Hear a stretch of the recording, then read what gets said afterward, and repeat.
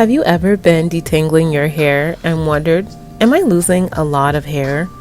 Is this shed hair or is this breakage? Well, when I started my natural hair journey, I wasn't sure if the shedding was normal or excessive, or when it was time for me to even get a trim. So this week's Tip Tuesday, we're going to discuss the differences between shed hair, hair fall, and breakage, and how to make a bomb hair loss tea if you're experiencing extreme hair fall, along with how I trim and how I know when it's time for me to trim my hair. So let's jump into it. So let's begin by making our hair loss tea. We're going to begin with a tablespoon and a half of almond powder, which is rich in vitamin C. Then we'll be adding a tablespoon and a half of black seeds. Y'all, I discussed them last time. They have amazing benefits for preventing alopecia, for preventing excess DHT production, and a number of ways to help combat excessive hair fall. Finally, we'll be adding 3 tea bags of green tea. Now, this is my green tea / matcha blend, which is a very powerful antioxidant and a DHT blocker. Then we'll be adding 4 cups of boiling distilled water and let this steep for a minimum of 1 hour.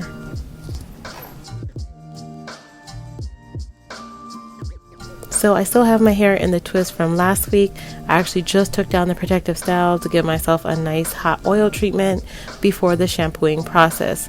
Now, for most people, during the cleansing process is when you notice the most hair shedding or generally hair loss. So let's talk about that while I cleanse my hair. So first I'm going to dampen my twist under water, and then I'm going to put some shampoo into a container. And again, I'm going to be using about a tablespoon of shampoo, and I'll fill up the container about 4 to 6 ounces of water. Shake that and apply it to my hair. Now I'm focusing this directly on my scalp, trying to gently cleanse without disrupting the twist too much. So what is the difference between hair shedding and hair loss? Now, hair shedding is normal. Our hair has 3 stages in its growth cycle, and during the telogen phase, it naturally falls out. Now, our hair is growing and shedding at different rates, so we're not bald at one point or another. And actually, only 10% of our hair is able to be in the telogen phase at one time, therefore still leaving about 90% of our hair untouched. So what's the difference between hair shedding and hair fall? Hair fall, sometimes called hair loss, is actually something that actually prevents your hair from growing. The medical term for this is called alopecia. Now, this can come about from nutritional deficiencies, medications, hormonal, or vitamin deficiencies. So how would you tell the difference between hair loss versus shedding? Generally, it happens when you start to notice an increase of hair fall. This is either doing the wash day process or just doing regular styling. But if you're truly uncertain, you should definitely go to your doctor or your dermatologist immediately for them to be able to address what's going on. Okay, so now that we have our shampoo process completed, y'all, obviously when your hair is in a protective style, you really won't see much shedding. So let's go ahead and rinse this process off and then apply our deep conditioner. And while we apply the conditioner, I'll talk to you a little bit about breakage and what we can do to prevent it and how to determine the difference between breakage and shedding. Okay, so you guys, I'm just going to make sure I lather the conditioner up in between my hands to help emulsify it and then apply it directly onto my braids. I'm going to scrunch it in a nice scrunching motion. Now, I cannot stress enough to you guys how much deep conditioning your hair can help you to prevent hair breakage. Now, breakage comes when your hair is damaged from either over manipulation, from dryness, excessive heat, or sometimes from some type of external force over a period of time or poor hair care practices. Now, the difference between breakage and shedding is breakage usually has shorter strands. They can break from anywhere on the hair shaft. We tend to see them at the end. Sometimes they start at split ends and they travel up the hair shaft, causing a lot of damage or breakage. Or sometimes they happen mid-shaft where the cuticle is weakened from excessive pulling or heat styling. So when you observe your hair and you notice very long strands with a white bulb on them, then we know that it's actually just normal hair shedding. Hair shed has a white bulb, while breakage has smaller strands and smaller split ends. Now, when you're doing your hair and you're applying your hair, and you notice your ends are feeling a bit rough or a bit dry, and it doesn't matter what type of deep conditioning and all of that you're doing, then we need to assess the health of our ends. All right, and these are some signs that you may notice that you need a trim. Your ends are rough, they're dry, your hair is extremely difficult to comb through, it tangles easily, your ends might look lighter or taper off at the end, or even break with the touch. Now for me, I actually like to observe my ends about every 3 to 4 months. I was trimming my hair more frequently, but lately I've been letting my hair grow and flourish. Part of that flourishing for me is using these herbal tea rinses. If you guys don't know, in my last tea challenge, my hair grew inches, y'all. So this week in our protective style challenge, we're going to be using this tea. Again, I separated a portion of it for use during the week, and then the rest I'm going to use as a final rinse once I rinse out my conditioner. I'm going to focus it on my ends and then pour it down my scalp. But I'm going to show you guys how I trim my hair and how I observe my hair strands to determine when it is time for a trim. Alright, so for me, I actually love to do my trims when my hair is in twists, and because my hair is wet, I'm going to slather on just a little bit of my twist cream and I can observe the curl pattern of my ends. Now my ends are generally not very rough.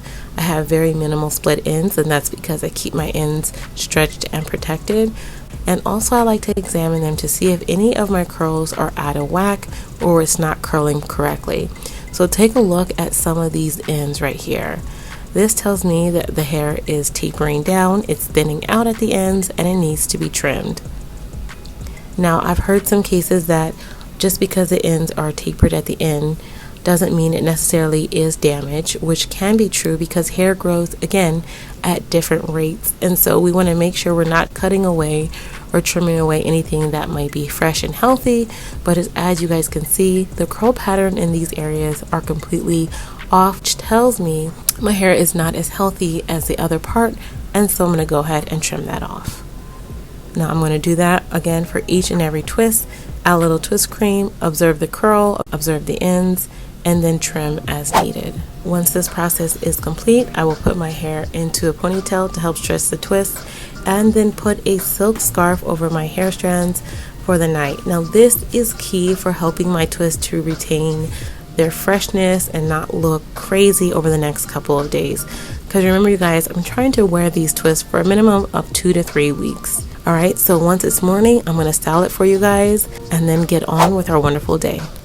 Y'all, it's morning time, and I'm going to take off my scarf and take off my scrunchies. And y'all, my twists are nice and stretched, but still have a nice amount of fluffiness to them. I'm just going to spray them with my leave-in conditioner a little bit and then get to styling right away. So I'm going to section off a portion of my hair up front, and then I'm going to turn to the back and start flat twisting my hair down. We're going to make a version of a crown flat twist. So go ahead and flat twist your hair as neat as possible.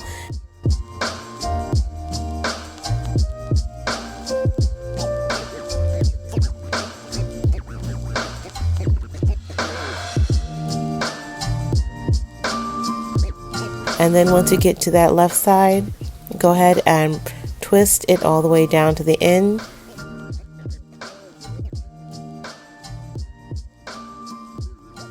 Put it into a ponytail to hold it, and then turn around and flat twist from the front. Alright, we're going to do the same thing. Go all the way down, and then once you get down towards the end, we're going to combine the two sections. Now I'm going to flat twist a little in the beginning, and then I'm going to end into a nice braid.